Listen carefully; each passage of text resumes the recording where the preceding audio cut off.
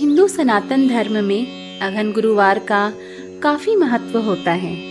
अघन माह में हर गुरुवार को महालक्ष्मी को प्रसन्न करने के लिए कुंवारी महिलाओं के साथ ही शादीशुदा महिलाएं भी पूरे विधि विधान से पूजा करती हैं।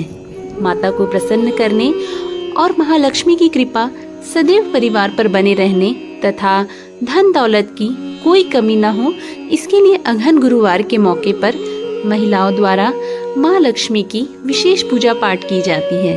अघन माह के चारों गुरुवार को महालक्ष्मी की विधिवत पूजा की जाती है और दिन भर व्रत रखकर पूजा के बाद ही प्रसाद ग्रहण किया जाता है।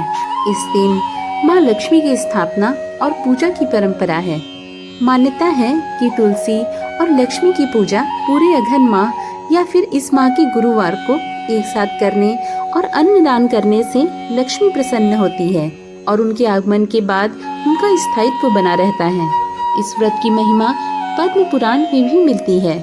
अघन माह के बुधवार की रात घर की साफ सफाई करने के बाद निष्ठा से लक्ष्मी की उपासना करें तो वे प्रसन्न होकर उपासक के घर स्थायी तौर पर आती हैं।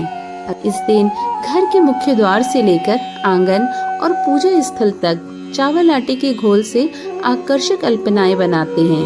इन अल्पनाओं में माँ लक्ष्मी के पांव विशेष रूप से बनाए जाते हैं। गुरुवार के दिन विधि विधान से माँ लक्ष्मी की स्थापना कर पूजा अर्चना की जाती है और घर के द्वारों पर दीप से रोशनी भी की जाती है। इसके बाद गुरुवार सुबह ब्रह्म मुहूर्त से ही माँ लक्ष्मी की भक्ति भाव के साथ पूजा अर्चना करें। इसके बाद उन्हें विशेष प्रकार के पकवानों का भोग लगाएं। अघन महीने के गुरुवारी पूजा में माँ लक्ष्मी को प्रत्येक गुरुवार को अलग अलग पकवानों का भोग लगाने से उनका आशीर्वाद प्राप्त होता है तथा दोपहर में अघन बृहस्पतिवार की कहानी सुनी जाती है। तो आइए हम भी इस व्रत की कथा का श्रवण करते हैं। भारतवर्ष के सौराष्ट्र देश में द्वापर युग की यह कहानी हुई है। सौराष्ट्र में उस समय भद्र शर्वा नाम के राजा थे। वे बड़े ही पराक्रमी राजा थे।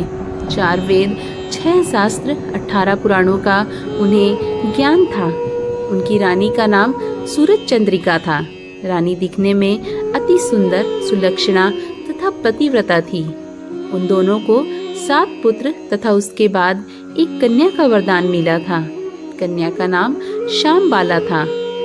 एक बार महालक्ष्मी जी के मन में आया कि जाकर उस राजा के राजप्रसाद में रहे। इससे राजा को दुगनी धन दौलत की प्राप्ति होगी और वह इस दौलत से अपनी प्रजा को और सुख दे पाएगा।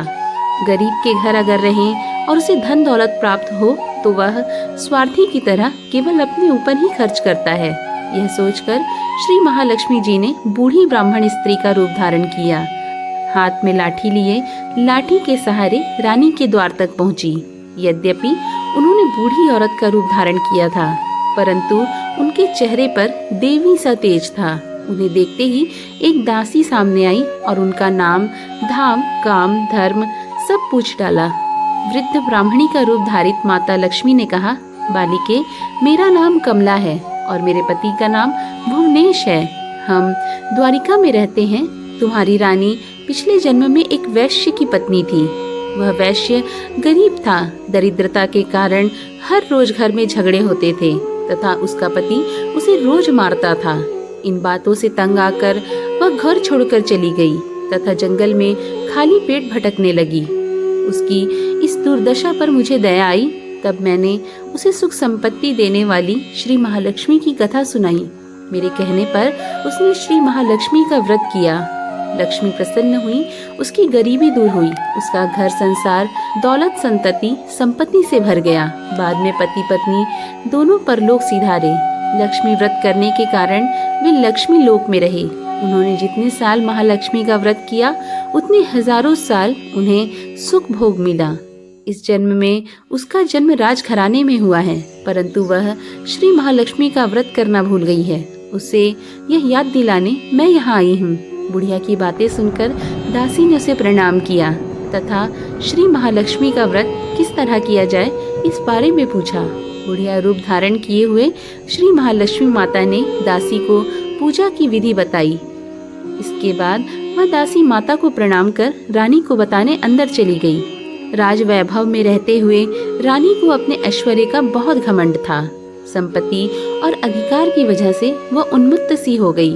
दासी द्वारा बताई गई बुढ़िया की बातें सुनकर वह आग बबूला होकर राजद्वार पर आकर बुढ़िया रूपी लक्ष्मी पर बरस पड़ी।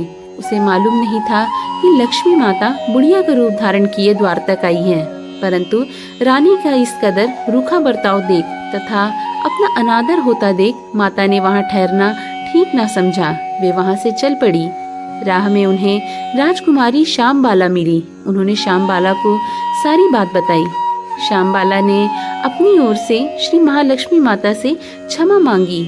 माता को उस पर दया आई। उन्होंने श्यामबाला को श्री महालक्ष्मी व्रत के बारे में बताया। उस दिन अघन माह का पहला गुरुवार था। श्यामबाला ने परम श्रद्धा से श्री महालक्ष्मी का व्रत रखा। फलस्वरूप राजा सिद्धेश्वर के पुत्र मालाधार से उसका विवाह हुआ। वह धन दौलत ऐश्वर्य वैभव से माला माल हो गई। पति के साथ ससुराल में आनंद से दिन बीतने लगे। इधर श्री महालक्ष्मी का रानी पर प्रकोप हुआ। फलस्वरूप राजा भद्र सर्वा का राज्य एवं राज कारोबार नष्ट हो गया, यहाँ तक कि खाने के लाले पड़ गए। ऐसे में एक दिन रानी ने राजा से निवेदन किया, हमारा दामाद इतना बड़ा राजा है, धनवान है, ऐश्वर्यशाली है, क्यों ना उसके पास जाएं, अपना हाल उसे बताएं, वह हमारी मदद जरूर करेगा। इस बात पर राजा भद्र सर्वा दामाद के पास रवाना हुए।